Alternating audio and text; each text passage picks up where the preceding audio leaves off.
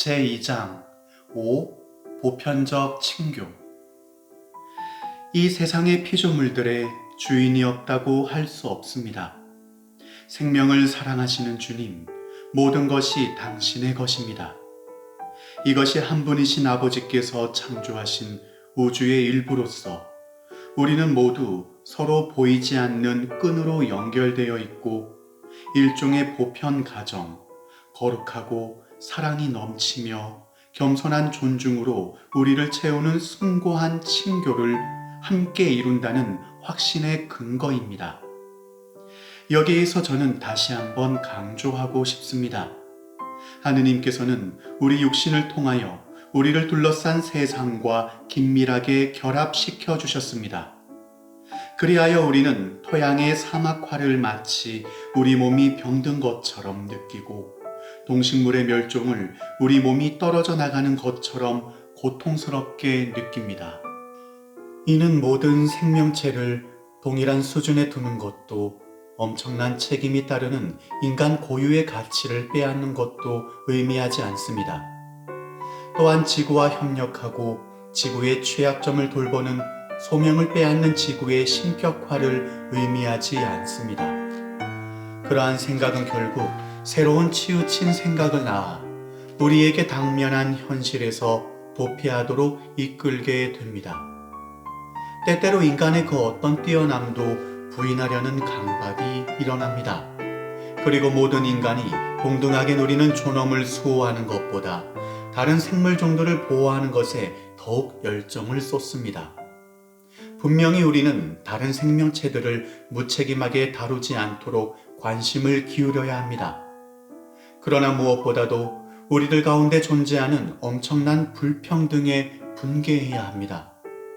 우리가 여전히 어떤 이들이 자신을 다른 이들보다 더 존귀하다고 여기는 것을 묵인하고 있기 때문입니다. 우리는 여전히 다음과 같은 사실을 모르고 있습니다. 어떤 이들은 비참한 공경에 빠져 거기에서 헤어나올 방법이 없는 반면에 또 다른 이들은 자기의 재산을 주체할 수 없어 하며 허영에 빠져 잘난 척합니다. 그리고 만약 이런 일이 모든 곳에서 일어난다면 지구를 파괴하는 엄청난 쓰레기를 만들어냅니다. 실제로 어떤 이들이 자신을 마치 더 많은 권리를 지니고 태어나 다른 이들보다 더 우월한 존재로 여기는 것이 여전히 묵인되고 있는 것입니다. 인간에 대한 온유, 연민, 배려의 마음이 없다면 자연의 다른 피조물과도 깊은 친교를 올바로 느낄 수 없습니다. 인신매매에 완전히 무관심하며 가난한 이들을 배려하지 않고 마음에 들지 않는 이들을 해치려는 마음을 지니면서 멸종 위기에 놓여 있는 생물 종들의 매매와 맞서 싸우는 것은 분명히 모순입니다. 이는 환경 보호의 의미를 훼손시키는 일입니다.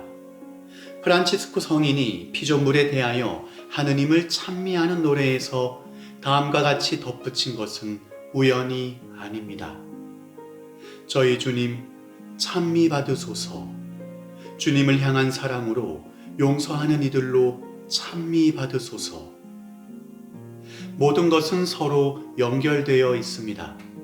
그렇기 때문에 환경 보호는 인간에 대한 참된 사랑과 사회 문제 해결을 위한 끊임없는 노력과 연결되어야 합니다.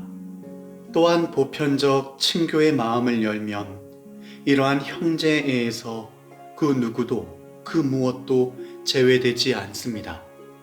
그러므로 이 세상의 다른 피조물들에 대한 무관심이나 잔혹함은 언제나 어느 모로든 다른 사람을 대하는 방식에 영향을 미칩니다. 우리의 마음은 하나여서 동물을 학대하도록 이끄는 비열함은 곧 다른 사람과의 관계에 나타나게 됩니다. 그 어떤 피조물에 대한 것이든 모든 학대는 인간의 존엄성에 어긋나는 것입니다. 만약 우리가 현실의 그 어떤 측면이라도 소홀히 한다면 우리가 큰 사랑을 한다고 여길 수 없습니다. 평화와 정의, 그리고 피조물 보호는 서로 철저하게 연결된 주제입니다. 이를 분리하여 개별 주제로 다루면 결국 환원주의에 빠지게 될 것입니다. 모든 것은 서로 관련됩니다. 모든 인간은 하느님의 사랑으로 서로 엮여서 형제 자매로 일치되어 멋진 순례를 하고 있습니다. 이 사랑은 모든 피조물을 위한 것으로 우리를 형제인 태양, 자매인 달, 형제인 강, 어머니인 대지와 온유한 애정으로 하나가 되게 해줍니다.